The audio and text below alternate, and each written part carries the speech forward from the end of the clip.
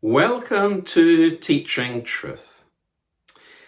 In the late summer of 2007, shares of Northern Rock went into free fall, causing a run on the bank, the first in over 150 years.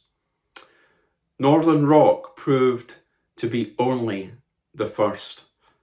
12 months later, as the world was engulfed in the worst banking crisis for more than a century, one of its largest banks, RBS, the Royal Bank of Scotland, came within hours of collapse.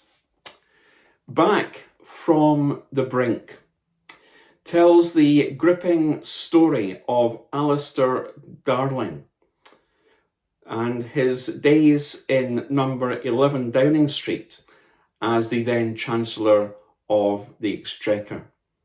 As Chancellor, he had to avert the collapse of RBS hours before the cash machines would have ceased to function.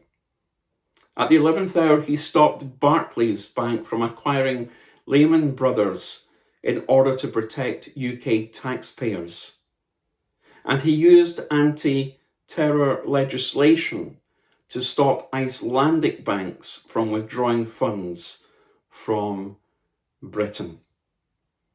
The fall, the near collapse of the UK and indeed the world banking system.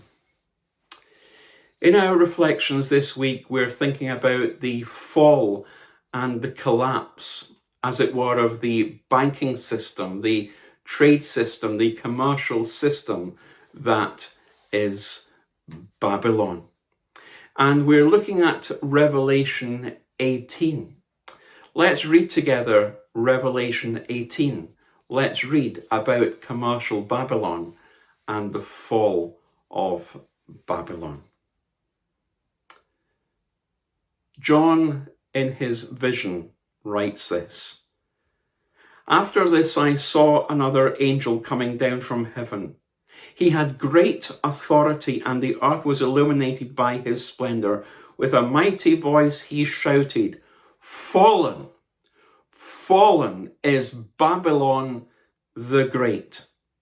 She has become a home for demons and a haunt for every evil spirit, a haunt for every unclean and detestable bird, for all the nations have drunk the maddening wine of her adulteries. The kings of the earth committed adultery with her, and the merchants of the earth grew rich from her excessive luxuries.'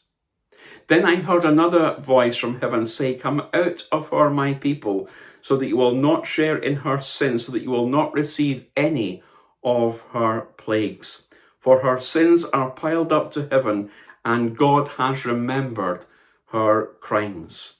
Give back to her as she has given. Pay her back double for what she has done. Mix her a double portion from her own cup. Give her as much torture and grief as the glory and luxury she gave herself. In her heart she boasts, I sit as queen. I am not a widow, and I will never mourn. Therefore, in one day her plagues will overtake her: death, mourning, and famine. She will be consumed by fire. For mighty is the Lord God who judges her. When the kings of the earth who committed adultery with her and shared her luxury see the smoke of her burning, they will weep and mourn over her. Terrified at her torment, they will stand far off and cry, 'Woe, woe, O great city, O Babylon, city of power! In 1 hour your doom has come.' The merchants of the earth will weep and mourn over her, because no one buys their cargoes any more. Cargoes of gold, silver, precious stones and pearls, fine linen, purple, silk, and scarlet cloth, every sort of citron wood, and articles of every kind made of ivory, costly wood, bronze, iron, and marble, cargoes of cinnamon and spice, of incense, myrrh, and frankincense, of wine and olive oil, of fine flour and wheat, cattle and sheep, horses and carriages, and bodies and souls of men. They will say, the fruit you longed for is gone from you. All your riches and splendor have vanished, never to be recovered. The merchants who sold these things and gained their wealth from her will stand far off, terrified at her torment. They will weep and mourn and cry out, woe, woe, O great city, dressed in fine linen, purple and scarlet, and glittering with gold, precious stones and pearls. In 1 hour, such great wealth has been brought to ruin. The fall of Babylon. And what we have just read is the declaration made by the angel who came down from heaven to declare the fate that would await and would happen to Babylon. He announces that Babylon is fallen. In other words, it's a fait accompli, it's happened. And the phrase is repeated. Babylon is fallen, fallen, as if to hammer home the point. It's finished, finito, done, it's fallen, it's gone down the tubes. A sad fate for a once great city. And this is a prophetic picture of absolute desolation, where the proud achievements of man are put first. One day, all the banking systems in the world, Lehman Brothers, the Royal Bank of Scotland, Northern Rock, and many others, will collapse. Yes, we need banks, we need building societies. Of course we do. But one day, all these things, all these institutions will be brought down. They will collapse.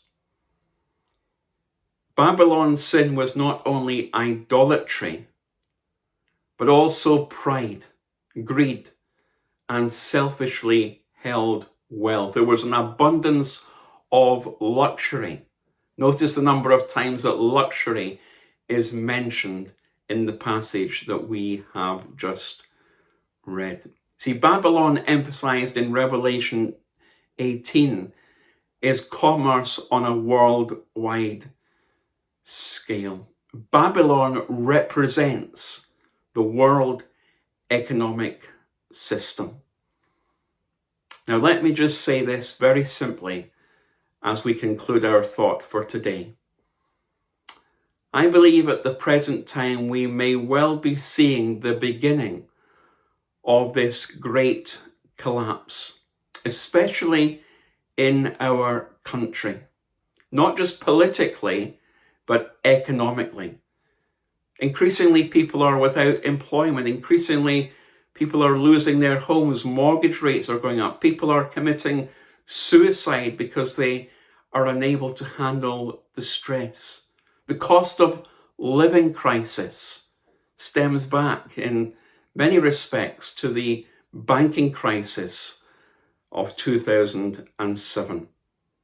It would appear that our nation, and indeed the world, is in the biggest economic crisis of our history.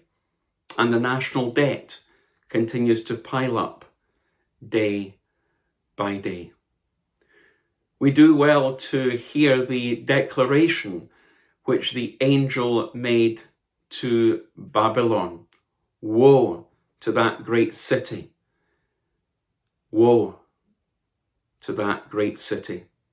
It will be brought to ruin. And that's what will happen to commercial Babylon.